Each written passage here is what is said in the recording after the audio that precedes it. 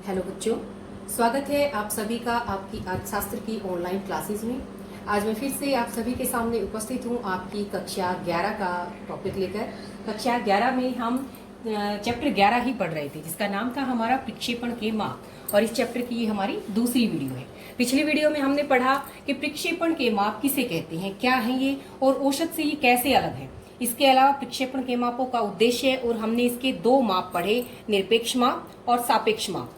तो निरपेक्ष माप और सापेक्ष माप में मैंने सबसे पहले जो माप बताया था वो बताया था आपको परास। तो आज हम उसी के बारे में पढ़ेंगे, परास, जिसे हम रेंज भी बोलते हैं। क्या बोलते हैं? रेंज। तो रेंज या परास क्या होता है? किसी श्रृंखला का जो अधिकतम मान है या अधिकतम मूल्य है वो, और जो न्यूनतम मान है वो, उसका अंतर। तो सबसे आसान हमारा ये टॉपिक है। परास या रेंज क्या होती है कि जो भी श्रृंखला है हमारी, उस श्रृंखला में जो अधिकतम हमारा मान है, अधिकतम मूल्य मद है, और जो न्यूनतम मद है, उसका अंतर ही क्या कहलाता है? रेंज कहलाती है, परास कहलाता है। जैसा कि हम सबको वैसे भी पता है, जब भी हम रेंज शब्द का प्रयोग करते हैं, मान लिया हम मार्केट के अंदर सामान लेने के लिए जाते हैं, कपड़ा खरीदने के लिए जाते हैं, तो दुकानदार सीधा हमसे पूछता है कि आपकी रेंज क्या है। इट मीन्स वो हमसे पूछ रहा है कि भाई हम कितने तक का ले सकते हैं, कितने से कितने के बीच के होना चाहिए। तो वही हमारा यहाँ परास का मतलब है, रेंज का मतलब है कोई श्रृंखला है, उसका जो अधिकतम और न्यूनतम मान है, उसका अंतर ही क्या कहलाएगा? रेंज कहलाएगा। तो रेंज की परास को निकालने की इसे हम R से नोट करेंगे। इसका फार्मूला बन जाएगा हमारा H माइनस L। H क्या है? हमारा जो हाईएस्ट वैल्यू है वो, और जो लोएस्ट वैल्यू है दैट इज न्यूनतम, यानी कि H यानी कि हाईएस्ट वैल्यू और L यानी कि लोएस्ट वैल्यू। तो हाईएस्ट और लोएस्ट वैल्यू का जो अंतर होगा H माइनस L, वही हमारी R होगी, रेंज होगी। ये तो हुआ हमारा निरपेक्ष माप। हमने देखा पिछली वीडियो के अंदर कि हम निरपेक्ष और सापेक्ष दोनों तरह के मापों को पढ़ेंगे। तो जो परास है हमारा, रेंज सिंपल जो है वो हमारा निरपेक्ष माप है, और परास गुणांक, जिसे हम कोफिशिएंट ऑफ रेंज कहेंगे, CR कहेंगे, उसका फार्मूला बनेगा हमारा H माइनस L बटे H प्लस L, यानी कि हाईएस्ट वैल्यू और लोएस्ट वैल्यू का डिफरेंस, और हाईएस्ट और जो लोअर वैल्यू है, लोएस्ट वैल्यू है, उन सब का एडिशन, उसका आपस में अनुपात, वो हमारा क्या कहलाएगा? परास गुणांक। तो फार्मूला हो गया हमारा H माइनस L बटे H प्लस L। तो ये हुई परास की डेफिनेशन, परास का फार्मूला, और कोफिशिएंट ऑफ रेंज जो है हमारा, उसका फार्मूला। अब इसे करके देखते हैं। आप सबको पता है कि हम तीन तरह की श्रृंखलाएं पढ़ेंगे, व्यक्तिगत श्रृंखला, खंडित श्रृंखला और आवर्ती वितरण श्रृंखला। इन तीनों श्रृंखलाओं में हम बारी बारी से रेंज और कोफिशिएंट ऑफ रेंज निकाल के देखेंगे। तो सबसे पहले मैंने ये उदाहरण लिया है व्यक्तिगत श्रृंखला में। 5 छात्रों के अंक दिए हुए हैं, ये नीचे दिए हुए 5 छात्रों के अंक 25, 20, 35, 30 और 15। ये मान लिया 5 छात्रों के अंक है, और हमें कहा गया है कि आप रेंज निकालिए। तो कैसे निकालेंगे रेंज? हमें पता है रेंज का formula H minus L, highest value और लोएस्ट वैल्यू। तो यहाँ पर हाईएस्ट वैल्यू कितनी है? आप इस सब के अंदर देखिए, सबसे बड़ा क्या है? 35। तो हाईएस्ट वैल्यू हो गई हमारी 35। लोएस्ट वैल्यू सबसे कौन सी है? सबसे छोटी, वो है 15। तो H माइनस L हमने किया 35 माइनस 15, जो 20 हमारा आया है, ये हमारी रेंज है, परास है, ये हमारी रेंज है। इसके अलावा अब इसके अंदर हम कोफिशिएंट ऑफ रेंज निकालते हैं। तो कोफिशिएंट ऑफ रेंज का फार्मूला बताया था H माइनस L बटे H प्लस L। तो देखिए कितना आसान है, 35 माइनस 15 बटे 35 प्लस 15। इसमें से हमने 15 को माइनस करेंगे तो हमारे 20 आएंगे, और जब इसके अंदर हम 15 को जोड़ेंगे तो वो हमारे 50 बन जाएंगे। 0 से 0 को हम कैंसिल कर सकते हैं, और 2 को 5 से जब हम डिवाइड करेंगे तो हमारा ये 0.4 आएगा। तो जो 0.4 है वो हमारा कोफिशिएंट ऑफ रेंज है।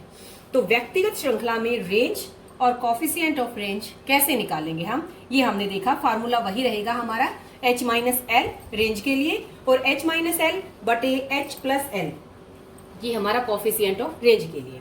अब दूसरे टाइप की श्रृंखला देखते हैं, वो कौन सी है? हमारी खंडित श्रृंखला, जिसके अंदर हमें दो लाइनें, ये हमारे अंक हैं और ये उस अंकों के सामने उनकी फ्रीक्वेंसी है, ये हमें दी हुई है।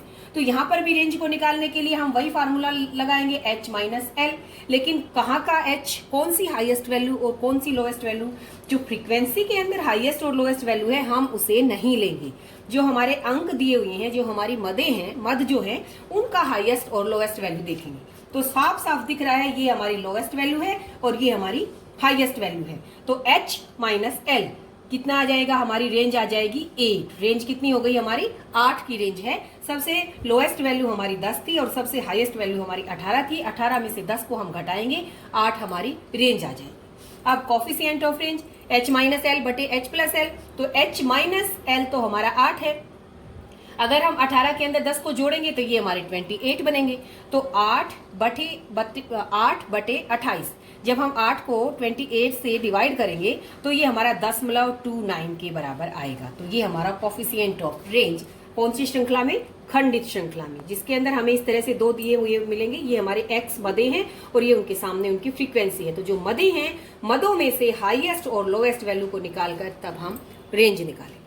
अब बात करते हैं अपनी तीसरी टाइप की श्रृंखला की, वो है हमारी आवर्ती वितरण श्रृंखला, जिसके अंदर हमें वर्गांतर दिए हुए होंगे। वर्गांतर ये देखिए यहाँ पर हैं 20 से 29, 30 से 39, 40 से 49, 50 से 59 और 60 से 69, ये इसकी फ्रीक्वेंसी है। तो अगर हमें बाद में देखना है इसके बारे में, अगर हमें ये वर्गांतर और फ्रीक्वेंसी गिवन है और इस तरह की अगर हमारी श्रृंखला है, तो ये आप सबको पता है ये कौन सी श्रृंखला है? हमारी समावेशी।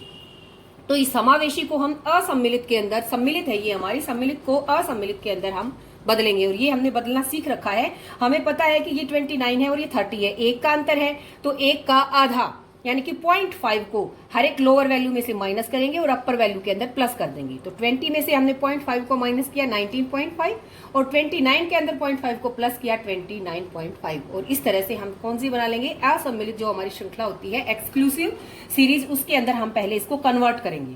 तो 29.5 से 29.5 पहला हमारा वर्गांतर, दूसरा इसमें से करेंगे तो 29.5 और इसके अंदर प्लस करेंगे तो 39.5।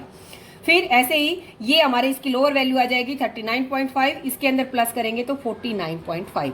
तो इस तरह से हमें ये हमारे जो वर्गांतर है, जो अंक है वो हमारे, हम इस तरह से उसको बदल लेंगे। अब इस वाले को अब हम छोड़ देंगे, ये जो हमारे वर्गांतर है इनको हम छोड़ेंगे और हम इस वर्गांतर को देखेंगे। यहाँ पर भी हमें फ्रीक्वेंसी को नहीं देखना है। h और l के लिए हाईएस्ट वैल्यू और लोएस्ट वैल्यू के लिए हमें फ्रीक्वेंसी को नहीं देखना है परास निकालते समय। यहाँ पर हम देखेंगे लोएस्ट वैल्यू हमारी ये है 19.5 और हाईएस्ट वैल्यू हमारी ये है 69.5। तो ये हमारा h है, ये हमारा l है। अब हम निकालेंगे रेंज। रेंज निकालने के लिए h माइनस एल यानी कि 29.5 माइनस 19.5, तो क्या आ जाएगा हमारा? 0.5 में से 0.50 और 69 में से 19 को माइनस करेंगे तो पूरा 50, ये हमारी रेंज आ जाएगी। इसके अलावा कोफिशिएंट ऑफ रेंज के लिए फिर से वही फार्मूला, 69.5 माइनस 19.5 बटे दोनों को प्लस कर देंगे। अब तो इनको जब माइनस किया तो हमारा 50 आ गया और जब हम इन दोनों को प्लस करेंगे तो ये हमारा 89 आएगा। फिर हमें 50 को 89 से डिवाइड करना पड़ेगा और जब हम इसको भाग देंगे तो ये हमारा आंसर आएगा 0.562। तो ये हमारा हो गया कोफिशिएंट ऑफ CR। तो बहुत ही आसान हमारा परास है। तीनों के अंदर, तीनों श्रृंखलाओं में हमें एक ही फार्मूला लगाना है। रेंज के लिए h माइनस एल और कोफिशिएंट ऑफ रेंज के लिए h माइनस एल बटे h प्लस एल। अब इसके उपयोग के बारे में बातें करते हैं। रेंज का प्रयोग कहाँ किया जाता है? और सबसे पहली बात तो इसकी गुणों के बारे में, उपयोग के बारे में हम बात करें तो बहुत ही आसान, बहुत ही सरल, सिर्फ घटा, जमा और भाग, ये दो काम हमने यहाँ पर किए हैं। तो बहुत ही आसान है, बहुत ही सरल है हमारा ये। दूसरा, इसका जो प्रयोग है वो बहुत ही विस्तृत प्रयोग है। हम दैनिक जीवन में अनेक जगह रेंज का प्रयोग करते हैं, जैसे मैंने आपको मार्केट के अंदर ही बताया सामान खरीदते टाइम। इसके अलावा क्वालिटी कंट्रोल, जैसे मैं आपको बताऊं, आप जब डॉक्टर के पास जाते हैं, डॉक्टर आपकी हार्ट बीट को चेक करता है। हार्ट बीट के अंदर वो देखेगा आपकी हाईएस्ट बीट कितनी है, लोएस्ट कितनी है। पल्स बीट जो हमारी नब्ज को देखते हैं डॉक्टर, तो पल्स बीट, हार्ट बीट, उसके अंदर क्या देखा जाता है? हमारी रेंज ही तो चेक की जाती है कि हमारी बीट कितनी है, बीट्स कितनी है।